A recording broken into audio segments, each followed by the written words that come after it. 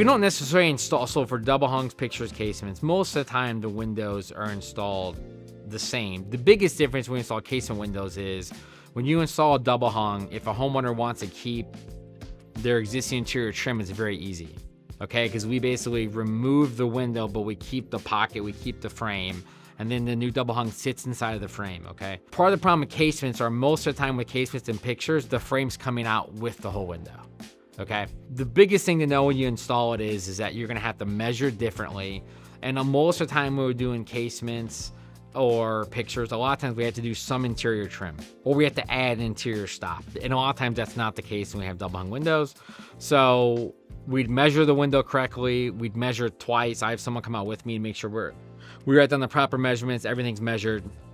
We order the window. We remove the window from the outside, okay?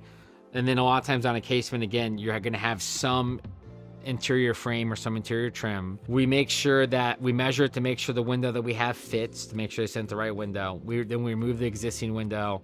Then we basically check for wood rot in the frame. We remove any of that. We reframe anything that we need to. Then we tape the window frame.